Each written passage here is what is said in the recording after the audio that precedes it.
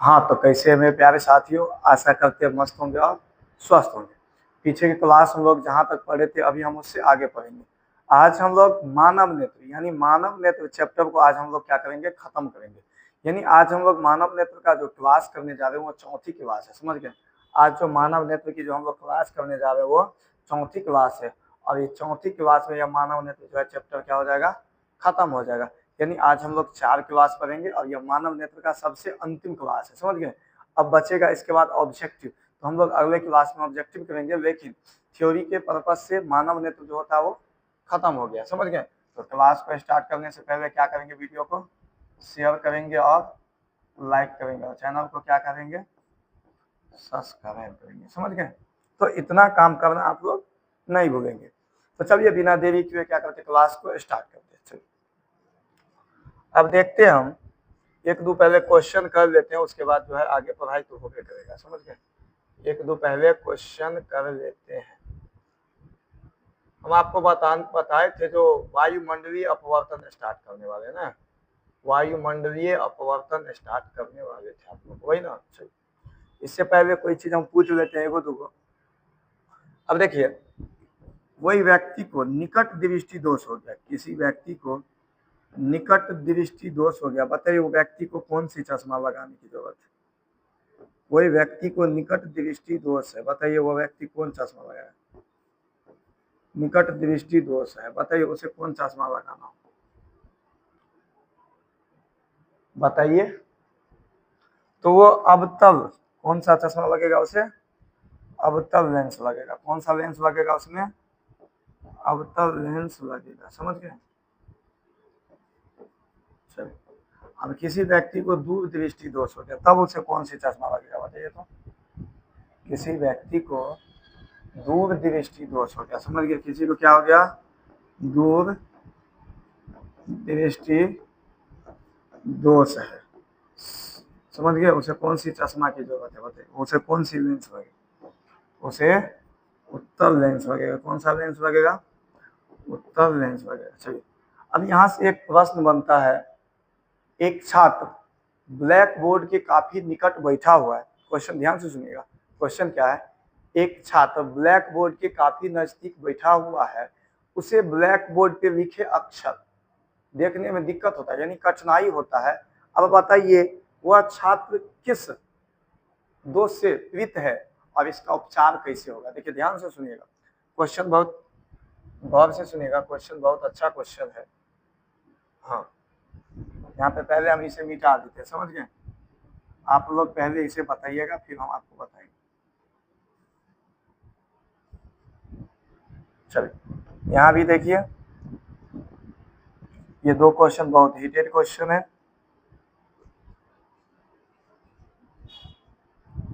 अब देखिएगा, अब क्वेश्चन आपका क्या कह रहा था वो ध्यान से देखिए।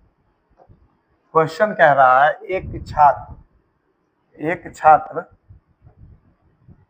ब्लैक बोर्ड के काफी नजदीक बैठा हुआ है, लेकिन वह ब्लैक बोर्ड पर लिखे अक्षर को पढ़ने में असमर्थ है। देखिए एक छात्र जो है ब्लैक बोर्ड के बहुत नजदीक में बैठा हुआ है और उस पे ब्लैक बोर्ड पे जो लिखा हुआ है ना, उसे पढ़ने में वो असमर्थ है। बताइए वह किस दोष से पीड़ित है और इसका उपचार कैसे किया जा सकता है। अब देखिए निकट दृष्टि दोष में क्या होता है, निकट की चीज दिखता है लेकिन दूर की चीज नहीं दिखता है। लेकिन वह जो विद्यार्थी है, वह जो छात्र है, वो बोर्ड के नजदीक में बैठा है, बोर्ड के नजदीक में बैठा है और उसे नजदीक की चीज ही नहीं दिखता है। तो दूर दृष्टि दोष में क्या होता है, हमें दूर की चीज दिखाई देती है लेकिन नजदीक की चीज दिखाई नहीं देती है। यानी यह जो बच्चा है पीड़ित है कौन सी दोष से, दूर दृष्टि से। कोई इस बच्चा को क्या दिक्कत है, दूर दृष्टि हो गया। क्या चीज समस्या है, दूर दृष्टि की दिक्कत है।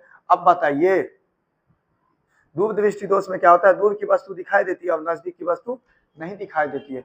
ये जो विद्यार्थी जो है वो कौन सी दोष से पीड़ित है, तो दूर दृष्टि से। कौन सी दोष से, तो दूर दृष्टि दोष से पीड़ित है। और इसका उपचार, दूर दृष्टि दोष का उपचार कैसे किया जाता है, तो उत्तल लेंस लगा के। कैसे किया जाता है, तो उत्तल लेंस लगा के। तो आप लिख देंगे, क्या लिख देंगे, दूर दृष्टि दोष से यह पीड़ित है और इसका उपचार उत्तल लेंस से किया जाएगा। कैसे किया जाएगा, उत्तल लेंस से किया जाएगा। अब नीचे क्वेश्चन देखिए, क्वेश्चन क्या कर रहा है, दूर दृष्टि दोष को दूर करने के लिए उत्तल लेंस का उपयोग क्यों करते हैं? अब देखिए कहता है दूर दृष्टि दोष को दूर करने के लिए उत्तल लेंस का ही उपयोग क्यों करते हैं? तो हम आपको क्या बताएं, जो उत्तल लेंस जो होता है वो क्या करता है, सभी प्रकाश की किरण को क्या करता है, एक जगह मोड़ने का क्या करता है, काम करता है। क्या करता है, सभी को एक जगह मोड़ने का काम करता है। तो यही बात है, लिख देंगे। इसीलिए उत्तल दर्पण क्या कहते हैं, दूर दृष्टि दोष में जो है उत्तल लेंस का उपयोग किया जाता है। लिख देंगे दूर दृष्टि दोष को दूर करने के लिए उत्तल लेंस का उपयोग करते हैं, क्योंकि उत्तल लेंस प्रकाश के सभी किरणों को क्या करता है, एक बिंदु पर जमा करने का काम करता है। सभी किरण को क्या करता है, वो एक बिंदु पे जाके जमा कर देता है। समझे, ये जो फिगर हम अभी बनाए थे, सभी को ये क्या करता है, एक जगह पे जाके जमा कर देता है। समझ गए। चल, अब कुछ ऑब्जेक्टिव है जो हम आपको देख लेते हैं, उसके बाद हम जो है इस सब की चर्चा हम लोग करेंगे। ये ऑब्जेक्टिव ये है। अब हम आपको बताए भी थे, तो नेत्र में प्रकाश कहाँ से प्रवेश करता है, तो कहाँ से प्रवेश करता है, कॉर्निया से। रोगों से मतलब नेत्र के किस भाग से होता है, तो आइरिस। रंग से, कह रहा रंगों से मतलब, तो पता है ना आइरिस का कलर जो है, आइरिस जो है, आइरिस से पेन रंग का निर्भर करता है। और आइरिस कितने कलर के होते हैं, आइरिस के 3 रंग होते हैं। कितने रंग होते हैं, 3 रंग होते हैं। समझ गए। और तीनों रंग कौन कौन होते हैं, एक होते हैं काला, एक होते हैं नीला, और एक क्या होते हैं, भूरा होते हैं। समझ गए। चलिए अब देखिए, अब कहता है स्पष्ट दृष्टि की न्यूनतम दूरी कितनी है, तो मैं आपको बता चुकी कितनी है, 25 सेंटीमीटर। अब देखिए पृथ्वी का रंग काला क्यों हो जाता है, तो लिख देंगे क्योंकि पृथ्वी प्रकाश का अपवर्तन नहीं करने देता है, वह प्रकाश का अवशोषण कर लेता है, इसलिए पृथ्वी का रंग क्या हो जाता है, काला हो जाता है। समझ गए। अब देखिए नेत्र में कौन सा लेंस लगा होता है, तो आपको पता है उत्तल लेंस लगा होता है। नेत्र में कैसा प्रतिबिंब बनता है, तो आपको पता है उल्टा प्रतिबिंब बनता है। और उल्टा प्रतिबिंब हमेशा कैसा होता है, वास्तविक होता है। उल्टा प्रतिबिंब हमेशा कैसा होता है, वास्तविक होता है। उल्टा प्रतिबिंब हमेशा वास्तविक होता है। समझ गए, हमेशा कैसा होता है, तो वास्तविक होता है। समझ गए। उल्टा प्रतिबिंब हमेशा कैसा होता है, तो वास्तविक होता है। मानव नेत्र के किस भाग पर प्रतिबिंब बनता है, तो रेटिना पे। आपको पता है जो हम लोग कोई भी चीज को देखते हो उसका प्रतिबिंब कहाँ पे बनता है, रेटिना पे। यदि रेटिना के आगे बन गया तो भी दिक्कत है, रेटिना के पीछे बन गया तो भी दिक्कत। यानी रेटिना के आगे बना तो भी हम लोग नहीं देख पाएंगे, और रेटिना के पीछे बना तो भी हम लोग नहीं देख पाएंगे। और सिर्फ और सिर्फ रेटिना पे बनेगा प्रतिबिंब, तब हम लोग क्या करेंगे, देख पाएंगे। समझ गए। अब देखिए मानव नेत्र के किस द्रव के कारण आंसू बनते हैं, तो आपको पता है जलीय द्रव या नेत्रोत। जलीय द्रव या नेत्रोत। समझ गए, जलीय द्रव या नेत्रोत। चलिए अब देखिए रेटिना से कितने तंतु जुड़े होते हैं, तो आपको पता है 2। एक का नाम है शंकु और दूसरा का क्या नाम है, छड़। दूसरा का क्या नाम है, छड़। चलिए प्रतिबिंब की संवेदना मस्तिष्क तक कौन पहुंचाता है, तो छड़ एवं शंकु क्या करता है, मस्तिष्क को पहुंचाता है। समझ गए। जैसे बल्ब जलाने के लिए 2 तार की जरूरत होता है, 2 तार बल्ब में जोड़ दो, उसके बाद लाइन में सटा दो तो जलने लगता है। उसी तरह से ये 2 तार होते हैं, वो हमारे मस्तिष्क से जुड़े होते हैं। समझ गए। मानव नेत्र के किस भाग के माध्यम से पित्त बिंदु होता है, तो आपका क्या कहेंगे, रेटिना। क्या कहेंगे, रेटिना।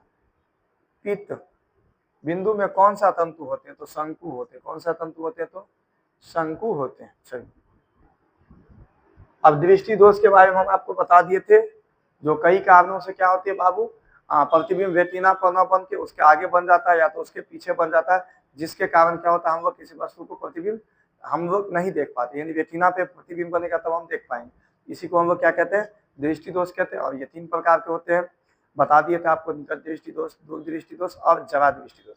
तो निकट दृष्टि दोष क्या है, तो वैसा दृष्टि दोष जिसमें निकट की वस्तु दिखे और दूर की वस्तु नहीं दिखे, उसे क्या कहेंगे, निकट दृष्टि दोष। और दूर दृष्टि दोष में क्या है, दूर की वस्तु दिखता है, नजदीक की वस्तु नहीं दिखता, उसे क्या कहते हैं हम लोग, दूर दृष्टि दोष कहते हैं। समझ गए। और एक होता है जरा दृष्टि दोष, जिसमें ना निकट की वस्तु दिखती है नहीं दूर की वस्तु दिखती है, उसे क्या कहते हैं हम लोग, दूर दृष्टि दोष कहते हैं। समझ गए। और उसका जो ठीक किया जाता है, दूर दृष्टि दोष का जो उपचार किया जाता है वो कैसे किया जाता है, तो बाइफोकल लेंस लगा के या तो द्विफोक्सी लेंस लगा के। समझ गए। अब बात करते हैं, उसके बाद था वर्णधनता। वर्णधनता मतलब उसमें क्या होता है, कुछ कलरों की पहचान नहीं कर पाते, यानी रंग का वो अंधा होता है। समझ गए। और उसके बाद एक होता है अबिंदुकता। अबिंदुकता में क्या होता है, लमका चीज गोलका दिखता है, गोलका चीज लमका दिखता है, समझ गए। खड़ा चीज सुतल दिखता है, सुतल चीज खड़ा दिखता है, समझ गए। उसी को क्या कहते हैं, अबिंदुकता कहते हैं। यानी क्षैतिज रेखा और उदग्र रेखा दोनों एक ही साथ क्या होता है, काम नहीं कर पाता, उसी को क्या कहते हैं, अबिंदुकता कहते हैं, समझ गए। चलिए अब रतौनी के बारे में बता दिए हम आपको। जो रतौनी क्या होता है, जिसे हल्का अंधेरा होने पे भी नहीं दिखाई दे उसे क्या कहते हैं हम लोग, रतौनी कहते हैं। चलिए अब रतौनी कौन सी विटामिन की कमी से होती है, तो आपको पता है विटामिन ए की कमी से।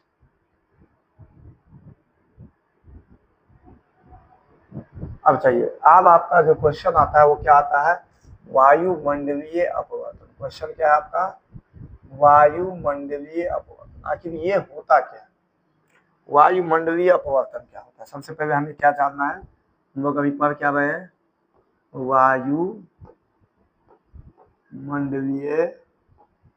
अपवर्तन।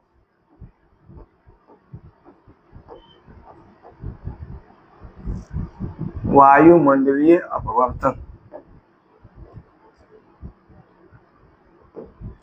अभी हम लोग क्या पढ़ेंगे, वायुमंडलीय अपवर्तन पढ़ेंगे, समझ गए। तो ये वायुमंडलीय अपवर्तन पढ़ने से पहले जानिए, मान लीजिए यह पृथ्वी है, ये क्या है, पृथ्वी है, और वायुमंडल जो है बहुत सारा परत से मिलकर बना हुआ है। वायुमंडल यानी वायुमंडल, यही ना वायुमंडल, ये जो हम लोग के जो ऊपर जो आप दिख रहे हैं यही क्या है, वायुमंडल, इसी को नहीं कहते हैं। यानी वायुमंडल में होने वाली घटना को हम लोग क्या कहते हैं, वायुमंडलीय अपवर्तन कहते हैं। वायुमंडल में होने वाली अपवर्तन को, यानी वायुमंडल में होने वाली अपवर्तन को हम लोग क्या कहते हैं, वायुमंडलीय अपवर्तन कहते हैं। वायुमंडल में होने वाली अपवर्तन को हम लोग क्या कहते हैं, वायुमंडलीय अपवर्तन कहते हैं। और वायुमंडल जो है ना वो अनेक परतों से बना हुआ है, यानी वायुमंडल जो बना हुआ है कोई एक परत से नहीं बना हुआ है। वायुमंडल जो बना हुआ है अनेक परतों से बना हुआ है। देखिए कहीं पे हवा ठंडा होता है तो कहीं पे क्या होता है, गर्म होता है। कहीं पे हवा क्या होता है, ठंडा होता है, तो कहीं पे हवा क्या होता है, गर्म होता है। अब एक बात बताइए, आपको जब पता है प्रकाश, देखिए वायुमंडल में सबसे पहले एक चीज याद रखिएगा, तो सभी जगह तापमान एक जैसा नहीं होता है। और जब तापमान एक जैसा नहीं होता है तो माध्यम चेंज हो गया, यानी जहाँ पे तापमान कम होता है, जहाँ पे तापमान कम होगा वो सघन हो जाएगा, और जहाँ पे तापमान अधिक हो जाएगा वो क्या हो जाएगा, विरल हो जाएगा। आप अपवर्तन चैप्टर में पढ़े भी होंगे। अब बताइए, जब पता है आपको एक माध्यम से प्रकाश दूसरे माध्यम में जाते तो उसका क्या होता है, अपवर्तन होता है। उसका क्या होता है, अपवर्तन होता है। इस घटना को ही हम लोग क्या कहते हैं, वायुमंडलीय अपवर्तन कहते हैं। जैसे कि हम यहाँ पे आप देखते हैं, दिखाते हैं आपको, जो वायुमंडल का जो अपवर्तन है ना वो बहुत सारा परतों से मिलकर बना हुआ है। जैसे देखिए यहाँ पे ये क्या है, पृथ्वी है, ये क्या है, अर्थ है, ये क्या है, अर्थ, ये क्या है, अर्थ। अब देखिए, अब ये अर्थ है और अर्थ के ऊपर में बहुत सारा वायुमंडल है, जिसे बहुत सारा वायुमंडलीय परत से वायुमंडल बना है। देखिए बहुत सारा परत है, देखिए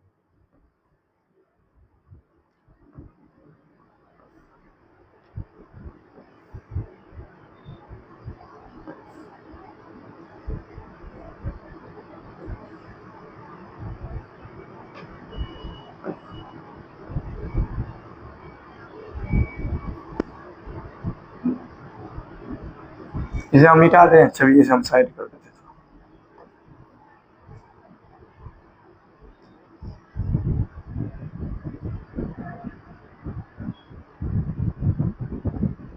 चलिए यहाँ पे देखिए, अब ये देखिए तो कौन कौन वायुमंडल की ये कौन कौन परत है। देखिए सबसे पहले होते हैं क्षोभ मंडल, क्या होते हैं, क्षोभ मंडल। उसके बाद होते हैं समताप मंडल, क्या होते हैं, समताप मंडल।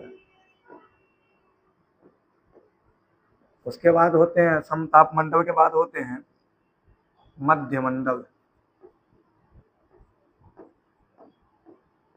मध्य मंडल के बाद होते हैं आपको ताप मंडल।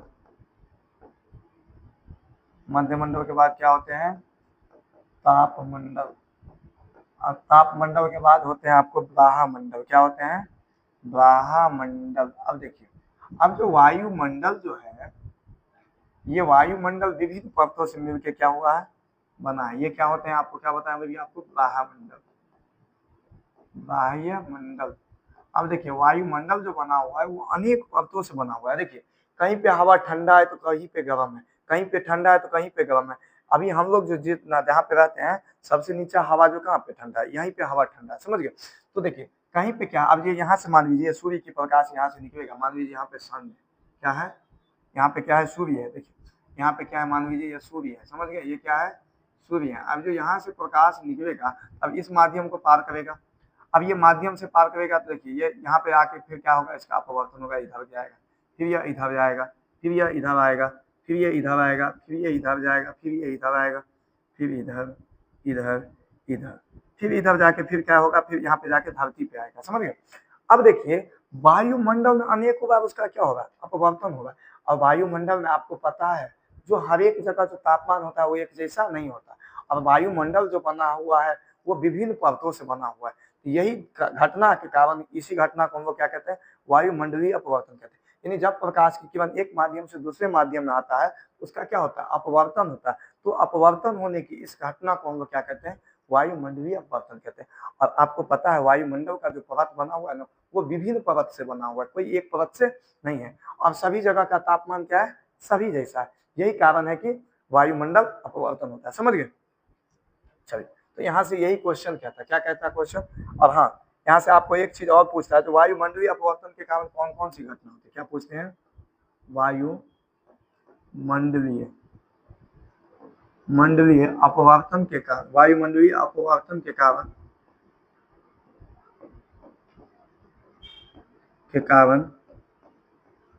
कौन कौन सी घटना होती है।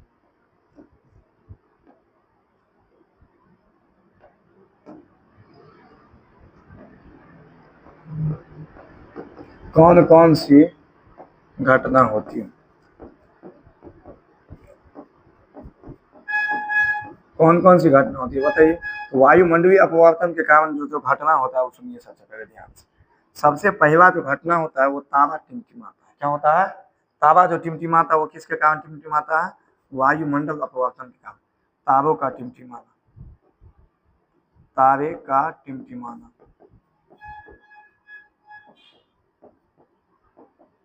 दूसरा जो होता है, अब कहेंगे अग्रिम सूर्योदय होता है। अब कहेंगे सर क्या सूर्य भी पहले उग जाता, अग्रिम मतलब होता है आगे यानी पहले।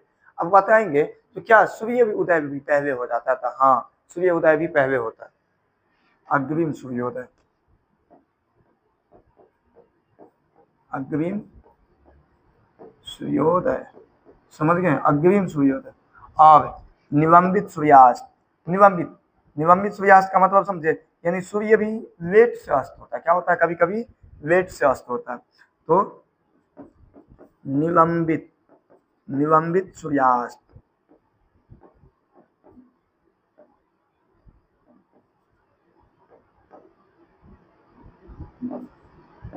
निलंबित सूर्यास्त, ये सब क्या है, वायुमंडलीय अपवर्तन के कारण होता है। ये सब किसके कारण होता है, वायुमंडल। अब कहेंगे निलंबित सूर्योदय कितने देर पहले होते हैं, तो सूर्योदय जो होते हैं ना वो 2 मिनट पहले होते हैं। अग्रिम सूर्योदय कितने मिनट पहले होते हैं, तो 2 मिनट पहले, 2 मिनट पहले। समझिए कितने मिनट पहले होते हैं, तो 2 मिनट पहले होते हैं। अग्रिम सूर्योदय कितने मिनट पहले होते हैं, तो 2 मिनट। और निलंबित जो सूर्यास्त होते हैं वो कितने मिनट पहले होते हैं, वो भी कितने मिनट बाद होते हैं, 2 मिनट बाद होते हैं। समझ गए, यानी जितना सूर्य का अस्त होना था उससे 2 मिनट बाद अस्त होते हैं। समझ रहे, 2 मिनट पहले उग भी जाता है, 2 मिनट बाद में क्या करता है, डूब भी जाता है। अब आपसे इसमें पूछ सकता है ये जो पूरे दिन की, पूरा दिन जो है वो कितना बढ़ गया। अब बताइए 2 मिनट सुबह बढ़ा था, 2 मिनट शाम बढ़ा। जब पूरा दिन की बात करेगा तो 4। और यदि पूछेगा जो अग्रिम सूर्योदय कितना देर पहले होता है तो क्या कहेंगे, 2 मिनट पहले। और निलंबित सूर्यास्त होता है कितना देर पहले, तो क्या कहेंगे, 2 मिनट बाद। निलंबित सूर्यास्त होता है कितना मिनट वेट से होता है, तो 2 मिनट वेट से होता है। तो समझ गए। तो सबसे पहले आप ये जानिए वायुमंडल अपवर्तन है क्या। वायुमंडलीय अपवर्तन क्या है, तो क्या कहेंगे, वायुमंडल में सभी जगह का तापमान क्या नहीं होता है, एक समान नहीं होता है। हम आपको क्या बताया, वायुमंडल में जो है तापमान सभी जगह एक समान नहीं होता है, जिसे वायुमंडल में जब प्रकाश की किरण एक माध्यम से दूसरे माध्यम प्रवेश करती है, यानी इस माध्यम से इस माध्यम में जब प्रवेश करती है, इसका क्या होते रहता है, अपवर्तन होते जाता है। क्या होता है, अपवर्तन होता है। तो समझ गए। तो वायुमंडल में इस प्रकार का अपवर्तन हो जाता है, तो वायुमंडल में होने वाले इस अपवर्तन को ही वायुमंडलीय अपवर्तन कहते हैं। देखिए वायुमंडल में सभी जगह जो है तापमान एक जैसा नहीं है। और जब प्रकाश की किरण वायुमंडल से वहां से ऊपर से निकलता है तो विभिन्न अलग अलग जब माध्यम में जाता है तो उसका अलग अलग क्या होता है, अपवर्तन होता है। सभी जगह माध्यम अलग है तो उसका अपवर्तन होगा। तो वायुमंडल में इस अपवर्तन होने की घटना को हम लोग क्या कहते हैं, वायुमंडलीय अपवर्तन कहते हैं। वायुमंडलीय अपवर्तन के कारण कौन कौन सी घटना होती है? वायुमंडलीय अपवर्तन के कारण कौन कौन सी घटना होती है? तो क्या कहेंगे, तारे का टिमटिमाना, अग्रिम सूर्योदय, निलंबित सूर्यास्त, और गर्म हवा जो है ऊपर जाता है। गर्म हवा क्या होता है? ऊपर जाता है। ठंडा हवा क्या होता है? नीचे आता है। समझ गए? तो गर्म हवा ऊपर उठना, ये सब क्या है? वायुमंडल अपवर्तन के कारण होता है। समझ गए? चलो, अब अगला प्रश्न आता है, तारे क्यों टिमटिमाते? अगला प्रश्न क्यों क्या आएगा? तारे टिमटिमाते क्यों नजर आते? क्वेश्चन क्या है? तारे टिमटिमाते क्यों नजर आते? तारे टिमटिमाते क्यों नजर आते? क्यों नजर आते? तारे टिमटिमाते क्यों नजर आते होते?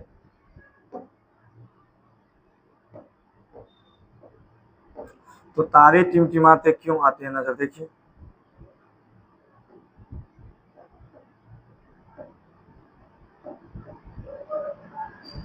तारे टिमटिमाते क्यों नजर आते? ध्यान से देखिए। अब देखिए, एक चीज हम आपको बताए थे, जो प्रकाश जो निकलता है वो आपको पता है वायुमंडल विभिन्न परतों से बना है, और सभी जगह का तापमान एक जैसा नहीं होता है। सभी जगह का तापमान क्या होता है? एक जैसा नहीं होता है। और तारा जो है ना, हम लोग से लाखों करोड़ों वर्ग किलोमीटर ऊपर में है। तारे जो है हम लोग से लाखों करोड़ों किलोमीटर ऊपर में है, और हम लोग को वो चमकीला दिखता है। आखिर वो क्यों दिखता है? ये यह क्वेश्चन 2018 में पूछ भी किया। कब पूछा था? 2018 में। यह क्वेश्चन 2018 में पूछ गया। समझ गए? जो तारे क्यों टिमटिमाते नजर आते हैं। तो देखिए, हम आपको क्या बताएं, जो वायुमंडल में जो अपवर्तन होता है, क्यों होता है अपवर्तन? चूंकि हर एक जगह क्या है, तापमान एक जैसा नहीं है, जिसके कारण क्या होता है, हर एक जगह अलग अलग क्या होता है, अपवर्तन होता है। अब देखिए, ध्यान से सुनिएगा एक चीज। अब देखिए, अब यहाँ पे हम पृथ्वी है, यहाँ पे क्या है? पृथ्वी है, यहाँ पे हम है। समझ गए? यहाँ पे कौन है? हम है। यहाँ पे हम, यहाँ पे मान लीजिए यहाँ पे हम क्या है? हम खड़े हैं। समझ गए? यहाँ पे क्या है? हम खड़े हैं। समझ गए? अब यहाँ पे देखिए, आपको पता है वायुमंडल अनेक परतों से क्या है? बना हुआ है। वायुमंडल जो बना हुआ है वो अनेक परतों से बना हुआ है।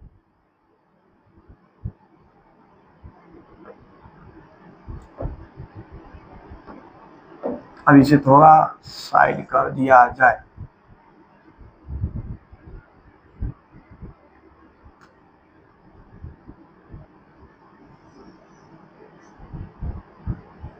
अब देखिए, यहाँ पे वायुमंडल जो बना हुआ है वो अनेक परतों से बना हुआ है।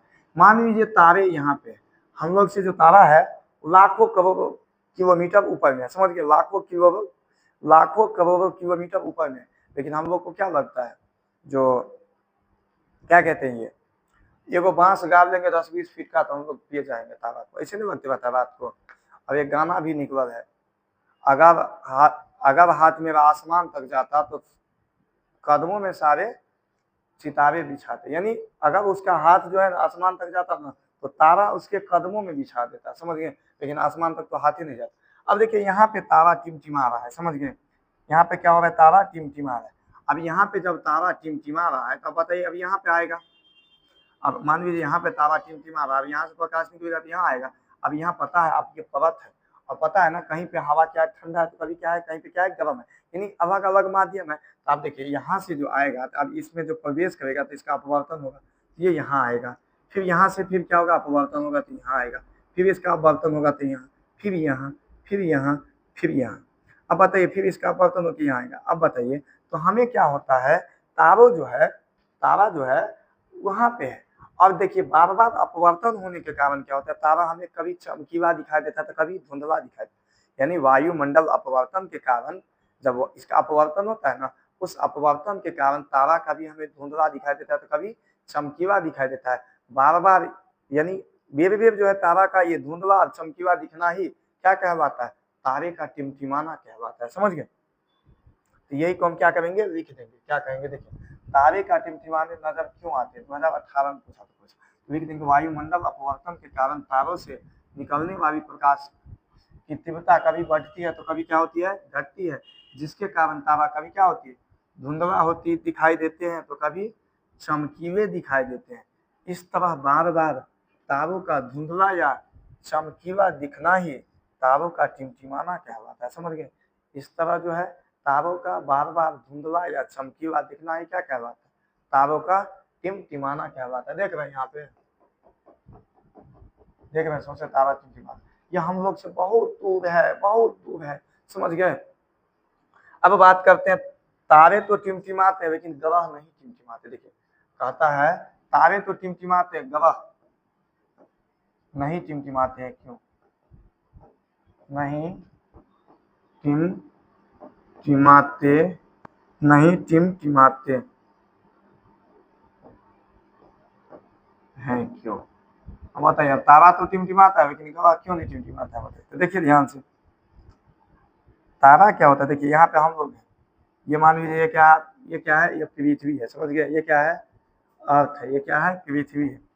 अब देखिए, अब ये देखिए, ये मान लीजिए ये क्या है, ये ग्रह है। ये क्या है, ग्रह है।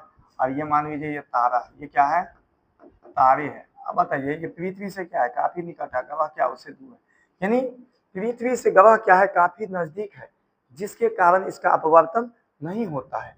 पृथ्वी से तारा क्या है, काफी पृथ्वी से ग्रह क्या है, काफी निकट है, जिसके कारण क्या होता है, इसका अपवर्तन नहीं होता है। इसलिए हमें ग्रह टिमटिमाते हुए नहीं नजर आते। तो यही बात क्या करेंगे, लिख देंगे। क्या लिखेंगे, तारे नहीं टिमटिमाते हैं। क्यों? लिखेंगे तारे की अपेक्षा ग्रह क्या पृथ्वी के काफी नजदीक है, जिसके कारण इसका वायुमंडलीय अपवर्तन का औसत लगभग शून्य हो जाता है, इसलिए ग्रह नहीं टिमटिमाते। समझ में आया बात आपको? ग्रह जो है वो पृथ्वी के काफी नजदीक है, इसलिए उसका अपवर्तन नहीं होता, अब वो नहीं टिमटिमाते, हमें नजर आते। चलिए अब अगला प्रश्न क्या है वो देखिए। अब कहता है तारों की आभासी स्थिति होती है क्यों? अब तारा का जो आभासी स्थिति, आभासी, देखिए आभासी, आभासी का मतलब होता क्या? पढ़े थे, आभासी मतलब होता है कभी काल्पनिक होता है। क्या होता है, काल्पनिक होता है। आभासी का मतलब क्या होता है, काल्पनिक होता है। काल्पनिक कहने का मतलब सिर्फ आप कल्पना कर सकते हैं। क्या कर सकते हैं, सिर्फ कल्पना कर सकते हैं, मतलब मन से कल्पना कर सकते हैं, वो बहुत खूबसूरत है। समझ गए? सिर्फ मन से कल्पना कर सकते हैं, यानी अब सिर्फ वो कल्पना करके, यानी सिर्फ मन में सोच के ही खुश रहना। समझ गए? सोच के ही खुश रहना है। समझ गए? सिर्फ कल्पना करना है। जैसे अभी रोड से गाड़ी जा रहा है, लेकिन कौन सा गाड़ी जा रहा है ये बात हमें पता नहीं।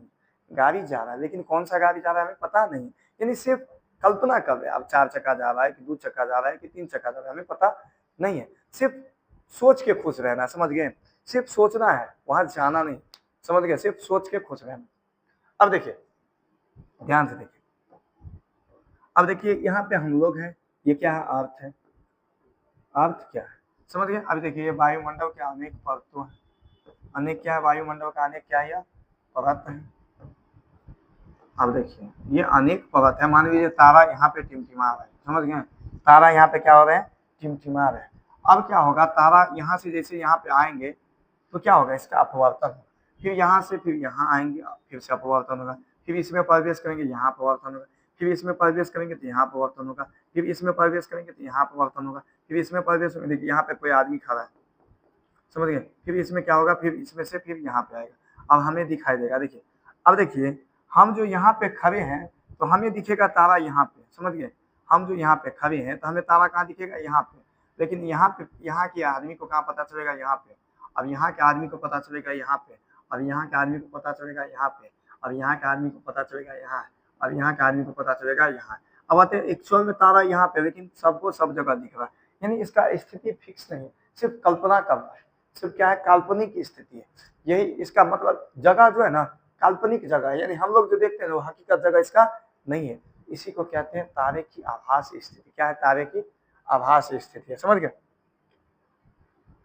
यही बात को क्या करेंगे, देखिए वायुमंडल अपवर्तन के कारण तारों का आभासी स्थिति में बदलाव आ जाते हैं, क्योंकि वायुमंडल वायु के विभिन्न परतों से बना होता है। यानी वायुमंडल जो बना वायु के विभिन्न परतों से बना हुआ है। समझ गए? तो पृथ्वी के नजदीक वाला पर्वत सघन होता है, यानी पृथ्वी के नजदीक यानी सबसे नजदीक में कौन होते हैं, क्षोभ मंडल होते हैं, वो क्या होते हैं, सघन होते हैं। यानी यहाँ बताए थे सघन कौन होगा, जहाँ पे ठंडा होगा, जहाँ पे क्या होगा, तापमान कम होगा, और जहाँ पे तापमान अधिक है वो क्या होता है, विरल होता है। तो क्षोभ मंडल क्या है, ये क्या है, सघन होगा। पृथ्वी के सबसे निकट वाला क्या हो गया, सघन हो गया, क्योंकि यहाँ पे हवा क्या है, ठंडा, अर्थात इसका अपवर्तनांक ज्यादा होगा। जैसे पृथ्वी से ऊपर जाते तो अपवर्तनांक घट जाते हैं, जब तारे से आकाश की किरण चलती है तो उसका लगातार अपवर्तन होता है और वह अभिलंब की ओर क्या हो जाते हैं, मुड़ते चले जाते हैं। वो देखते हैं जिस तरह से उसका होते जाता है वो क्या होते हैं, मुड़ते चले जाता है। समझ गए। अब चलते हैं यहाँ से, एक राकेश शर्मा गए थे ऊपर अंतरिक्ष में। अंतरिक्ष यात्री को आकाश काला दिखता है, सुनिए समझे, अंतरिक्ष में क्या होते हैं, वायुमंडल नहीं होते। समझ गए। अब देखिए राकेश शर्मा जो गए थे, शायद राकेश शर्मा नाम है उस वैज्ञानिक का, उनसे यह पूछा गया जो आसमान ऊपर से अंतरिक्ष से यह हमारा भारत कैसा बना। उन्होंने क्या जवाब दिया, सारे जहां से अच्छा हिंदुस्तान हमारा है। यानी ऊपर से भी हमारा हिंदुस्तान जो है ना सबसे सुंदर दिखता है। समझ गए, ऊपर से भी हमारा हिंदुस्तान जो है सबसे सुंदर दिखता है। समझ गए, इसलिए कहे हैं जो सारे जहां से अच्छा हिंदुस्तान हमारा है। चलिए अब देखते हैं अग्रिम सूर्योदय एवं निलंबित सूर्यास्त किस घटना के कारण होता है। हम आपको क्या बताएं, वायुमंडल के कारण होता है।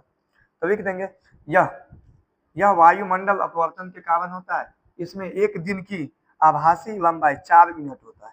इसमें एक दिन की आभासी लंबाई कितनी होती है, 4 मिनट बढ़ जाती है। देखिए कैसे होता है, 2 मिनट शुरू में पहले उदय हुआ था, अब 2 मिनट लेट से क्या हो रहा है, अस्त हो रहा है, इसीलिए क्या हो गया, 4 मिनट हो गया।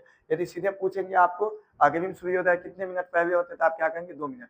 पूछेंगे आपको निलंबित सूर्यास्त कितने मिनट बाद होते हैं तो 2 मिनट बाद होते हैं। ठीक है। यदि पूछ देंगे दोनों पूरा दिन की आभासी स्थिति कितने बढ़ जाएंगे तो 4 मिनट बढ़ जाते हैं। समझिए ये सब क्यों होता है, सब वायुमंडल अपवर्तन के कारण। चलो अब कहता है सूर्योदय एवं सूर्यास्त के समय सूर्य अंडाकार दिखता है, जबकि दोपहर के समय में गोल दिखता है। क्यों, देखिए कहे हैं सूर्योदय एवं सूर्यास्त के समय सूर्य अंडाकार दिखते हैं लेकिन दोपहर के समय गोल दिखता है, लेकिन क्यों बताइए। देखिए मान लीजिए यहाँ पे हम लोग हैं, ये पृथ्वी है, समझ गए, ये क्या है, पृथ्वी,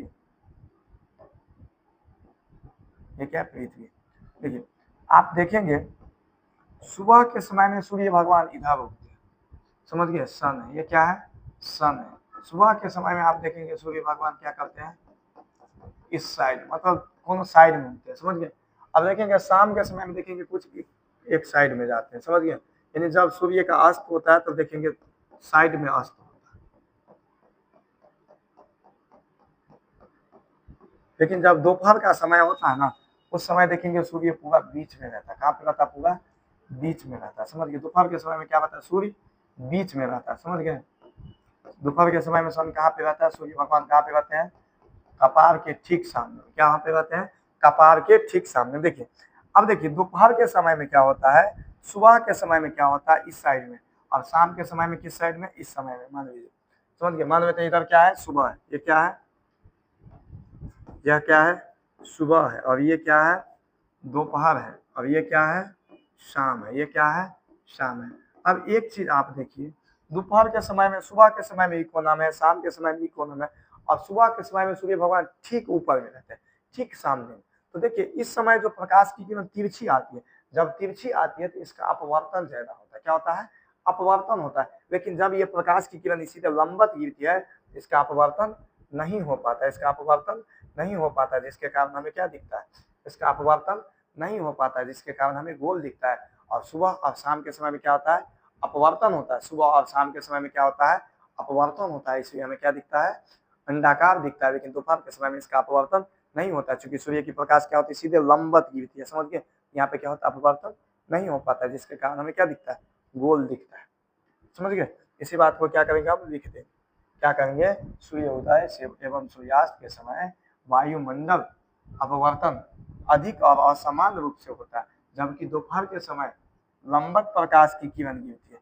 यानी सुबह और शाम के समय जो है सूर्योदय यानी सूर्यास्त, यानी जब सूर्योदय होता है उस समय, अब जब सूर्यास्त होता है उस समय क्या होते हैं, वायुमंडल अपवर्तन ज्यादा होता है, जिसके कारण हमें क्या दिखते हैं, अंडाकार दिखते हैं। लेकिन दोपहर के समय में क्या होता है, सूर्य के प्रकाश सीधे गिरते हैं, समझ गए, जिसके कारण वायुमंडलीय अपवर्तन 9 के बराबर होता है। यही कारण है कि सूर्य उदय एवं सूर्यास्त के समय सूर्य अंडाकार दिखता है, जबकि दोपहर के समय सूर्य कैसा दिखता है, गोल दिखता है, समझ गए। सुबह और शाम के समय हमें अंडाकार दिखता है, क्यों, क्योंकि उस समय क्या होता है, वायुमंडल अपवर्तन होता है, और दोपहर के समय वायुमंडलीय अपवर्तन नहीं होता, क्योंकि इस समय सूर्य की प्रकाश क्या होती है, सीधे लंबवत गिरती है। चलिए अब कहते हैं प्रकाश का प्रकीर्णन क्या है। प्रकाश का प्रकीर्णन क्या है, चलिए देखते हैं प्रकाश का प्रकीर्णन।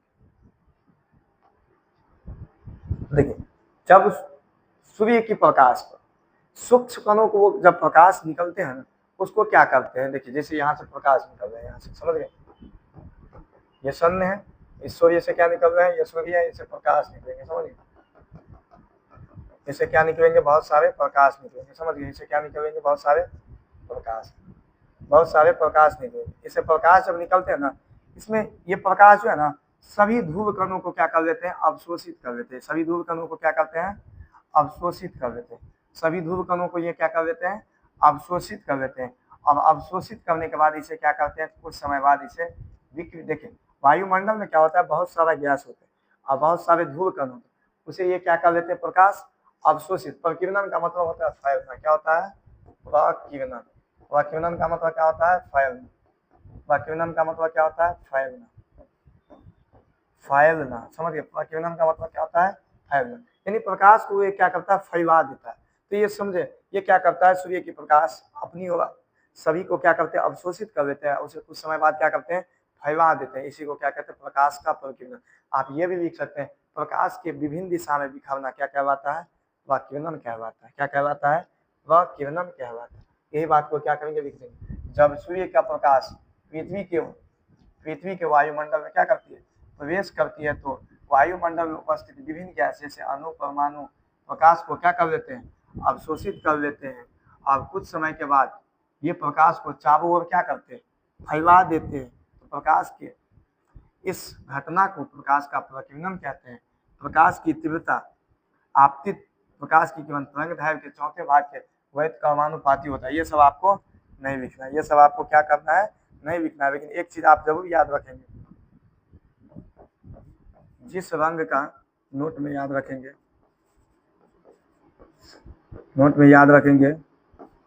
जिस रंग का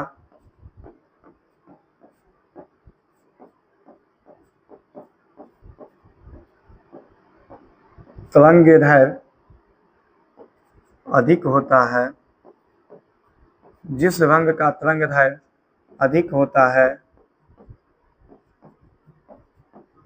उसका प्रकीर्णन मतलब क्या होता है, फैला, उसका प्रकीर्णन कम होता है।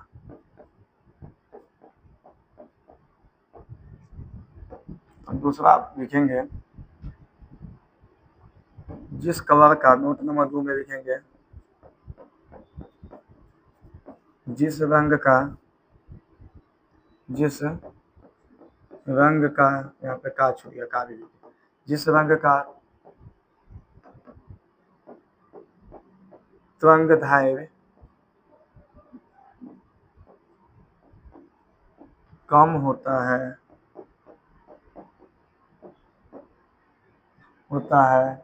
उसका प्रकीर्णन अधिक होता है।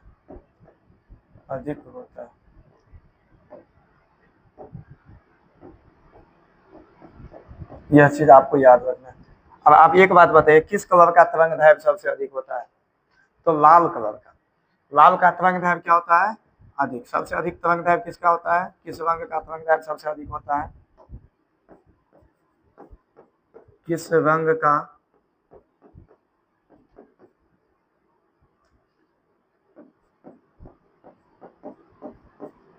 तरंगदैर्घ्य सबसे अधिक होता है।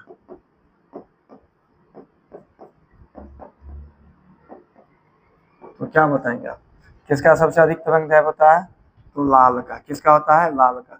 लाल का जब तरंग दैर्घ्य अधिक होता है तो इसका प्रकीर्णन क्या होता है, कम होता है। प्रकीर्णन क्या होता है, कम होता है। इसलिए खतरा का संकेत क्या होता है बाबू, खतरा का संकेत में कौन कलर लिया जाता है, लाल कलर लिया जाता है। क्योंकि वो कम फैलेगा तो हमें दूर से ही दिखाई देता है, वो कम फैलेगा तो हमें क्या होता है, बहुत दूर से हमें नजर में आ जाता है। इसलिए सूर्य भगवान का भी रंग कैसा है, लाल रहता है। चलिए, और बैगनी का क्या होता है, सबसे कम होता है। जैसे यहाँ पे देखते हैं एक चीज, देखिए ये प्रकीर्णन में एक चीज देखिए, एक चीज प्रकीर्णन में देखिए, ये देखिए ये सूर्य की ये प्रकाश जंगल में, देखिए जंगल में ये देखिए ये प्रकाश आ रहे हैं, ये प्रकाश देखिए, ये देखिए ये प्रकाश आ रहे हैं। अब इसमें बहुत सारे धूल कण क्या होते हैं, इसे सोख लेता है, इसे कुछ समय बाद क्या करते हैं, फैला देते हैं। इसी को हम लोग क्या कहते हैं, प्रकीर्णन कहते हैं। समझ गए क्या कहते हैं, प्रकीर्णन कहते हैं। चलिए,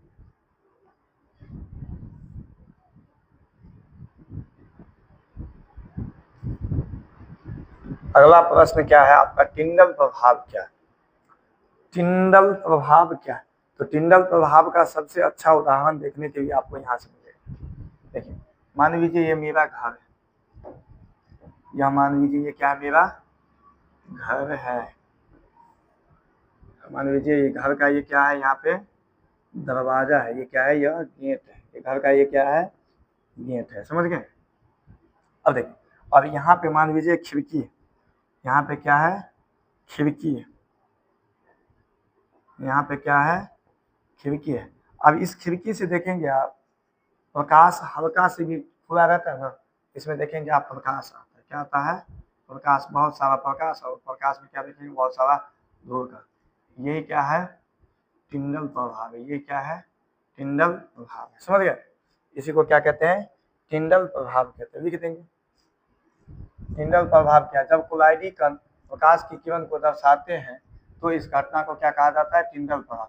जब खिड़की, अंधेरे कमरे में खिड़की से प्रकाश की किरण आती है तो रास्ते में, उसके रास्ते में बहुत सारा क्या होते हैं, धूल कण जम जाते हैं। जब प्रकाश की किरण आता है तो बहुत सारा क्या होता है, धूल की कण जम जाता है। उसी को हम लोग क्या कहते हैं, टिंडल प्रभाव कहते हैं। दूसरा, जब किसी कमरे में धुआं भरा हो और प्रकाश की किरण आए तो उसके रास्ते में चमकते हुए धूल कण दिखाई देता है। यानी देखिए, पहला तो जब खिड़की खुला रहता है उससे प्रकाश की किरण आता है तो उसमें देखेंगे बहुत सारा धूल कण क्या होता है, उसकी ओर चले जाता है। दूसरा इसका उदाहरण, जब अंधेरा कमरा में धुआं भरा हो तब उसमें के रास्ता में जो भी धूल कण होता है वो क्या होने लगता है, चमकने लगता है। समझ गए।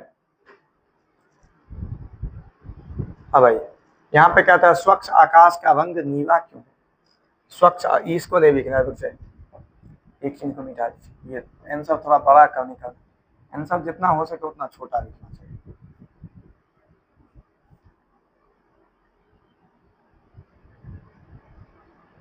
इसको नहीं लिखना, बस इतना लिख दीजिएगा काफी। आपको एक चीज हम बताए हैं, जिस रंग का तरंग दैर्घ्य सबसे अधिक होता है उसका प्रकीर्णन क्या होता है, सबसे कम होता है।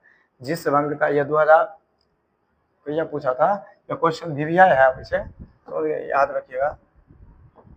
देखिए, जिस कलर का तरंग दैर्घ्य सबसे अधिक होता है उसका प्रकीर्णन कम होता है। और आपको पता है ना, बैगनी और नीला रंग का तरंग दैर्घ्य क्या होता है, कम होता है। बैगनी और नीला रंग का तरंग दैर्घ्य क्या होता है, कम होता है, जिसके कारण उसका फैलाव क्या होता है, ज्यादा होता है, जिसके कारण उसका फैलाव क्या होता है, ज्यादा होता है। इसलिए स्वच्छ आकाश का रंग क्या होता है, नीला दिखाई देता है। चूंकि बैगनी की अपेक्षा नीला हमारे आंख को क्या है, ज्यादा पसंद है।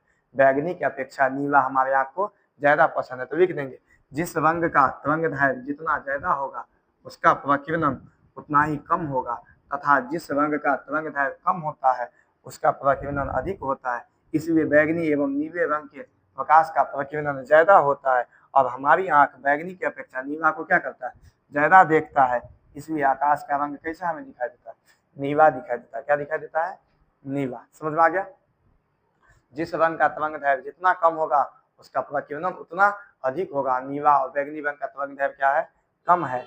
इसीलिए क्या होता है, इसीलिए क्या है, ये ज्यादा फैलता है। और हमारे आंख को बैगनी से ज्यादा कौन पसंद है, नीला पसंद है। अब ये क्वेश्चन यहाँ से आता है, अंतरिक्ष यात्री को आकाश काला दिखाई देता है क्यों। क्योंकि अंतरिक्ष में निर्वात होता है, अंतरिक्ष में हवा नहीं होता। लिख देंगे, वहां पे वायुमंडल नहीं होता है और प्रकाश का प्रकीर्णन भी नहीं होता। देखिए जैसे वायुमंडल नहीं होगा तो प्रकाश का प्रकीर्णन भी नहीं हो पाएगा। चलिए अब कहता है बादलों का रंग सफेद क्यों होता है? बादलों का रंग सफेद होता है क्यों? बादल का जो रंग है वो सफेद क्यों होता है? देखिए बादल का रंग सफेद इसलिए होता है क्योंकि बादल का जो निर्माण हुआ है ना वो सूक्ष्म कणों से हुआ है। किस चीज से हुआ है? सूक्ष्म कणों से। तो लिखेंगे बादलों का निर्माण सूक्ष्म कणों से बना होता है। बादलों का जो निर्माण है वो सूक्ष्म कणों से बना होता है। बादल का निर्माण क्या चीज से होता है? सूक्ष्म कणों से होता है। अब ये सूक्ष्म कण अलग अलग आकार के होते हैं। देखो बादल का जो निर्माण यानी बादल जो बना हुआ वो छोटे छोटे कणों से बना हुआ है और सभी कण का आकार क्या होता है? सब जैसा होता है, जिसके कारण प्रकीर्णन का औसत लगभग एक समान हो जाता है। यही कारण है कि बादलों का रंग सफेद दिखता है। यही कारण क्या है? बादल का रंग सफेद दिखता है। बादल जो है सूक्ष्म कणों से बना है। बादलों का निर्माण जो हुआ कैसे हुआ है? सूक्ष्म कणों से हुआ है और सभी का आकार अलग अलग होता है। सभी का आकार क्या होता है? अलग अलग होता है, जिसके कारण प्रकीर्णन औसत क्या हो जाते हैं? एक समान हो जाता है। यही कारण है कि क्या होते हैं? स्वच्छ आकाश का रंग नीला होता है। समझ गए? ओ सॉरी, बादलों का रंग सफेद होता है। अब देखिए ये क्वेश्चन है और लास्ट क्वेश्चन इस चैप्टर का। इसके बाद ऑब्जेक्टिव रहेगा जिसकी चर्चा कल किया जाएगा। अब ध्यान से देखिए कहता है 2019 में पूछा क्वेश्चन। अभी दोनों क्वेश्चन का एक ही जगह है। सूर्योदय एवं सूर्यास्त के समय सूर्य लाल दिखता है क्यों? तो क्यों? हम आपको बताए थे सूर्योदय एवं सूर्यास्त के समय उसका क्या होता है? अपवर्तन होता है। तो लिख देंगे हाँ, जिसका तरंगदैर्घ्य अधिक होता है तो उसका प्रकीर्णन क्या होता है? कम होता है। अब जिसका तरंगदैर्घ्य लाल कलर का तरंगदैर्घ्य क्या होते हैं? सबसे अधिक होते हैं। उसका प्रकीर्णन क्या होता है? सबसे कम होते हैं। इसलिए खतरा का संकेत भी क्या होता है? लाल ही होता है, रेड होता है। समझ लिख देंगे जैसे कि हम लोग जानते हैं कि लाल रंग का तरंगदैर्घ्य सबसे ज्यादा होता है, जिसके कारण उसका प्रकीर्णन सबसे कम होता है और वह ज्यादा दूरी क्या करता है? तय करता है। सूर्योदय एवं सूर्यास्त के समय सूर्य लाल दिखता है। सूर्योदय एवं सूर्यास्त के समय क्या होता है? सूर्य लाल दिखता है। समझ गए? खतरे का संकेत लाल होता है क्यों? तो जैसे कि आप लोग जानते हैं कि लाल कलर का तरंगदैर्घ्य ज्यादा होने के कारण उसका प्रकीर्णन कम होता है और यह हमें ज्यादा दूरी तय करता है। इसलिए क्या होता है? देखिए जिस रंग का तरंगदैर्घ्य कम होगा उसका प्रकीर्णन ज्यादा होगा, जिसका तरंगदैर्घ्य ज्यादा होगा उसका प्रकीर्णन कम होगा। तो लाल का क्या होता है? तरंगदैर्घ्य ज्यादा होता है, जिसके कारण प्रकीर्णन कम होता है। आपको पता है जब वो कम फैलेगा तो ज्यादा दूर तय करेगा। समझ गए? तो लाल कलर क्या होता है? उसका प्रकीर्णन कम होता है, इसीलिए हमें क्या होते हैं? बहुत दूर से दिखाई दे देते हैं। समझ गए? तो यहाँ पे जाके यह चैप्टर की क्या होती है? समाप्ति होती है। कल से क्या होगा? ऑब्जेक्टिव होगा। कल क्या होगा? पूरे का पूरे ऑब्जेक्टिव होगा। समझ गए? कल क्या होगा? पूरे का पूरे ऑब्जेक्टिव होगा। हाँ एक दो ऑब्जेक्टिव इधर है, वो उसे देख लेते हैं क्या।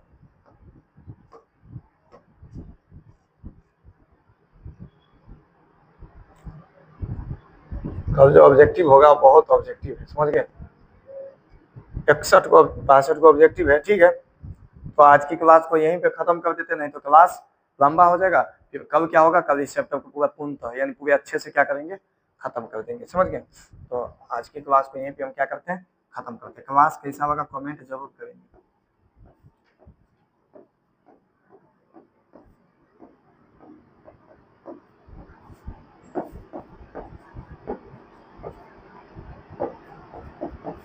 समझ गए? वीडियो को क्या कीजिएगा? शेयर कीजिएगा और लाइक कीजिएगा और चैनल को क्या कीजिएगा? सब्सक्राइब कीजिएगा। समझ गए? तो आज के लिए इतना ही। जय हिंद।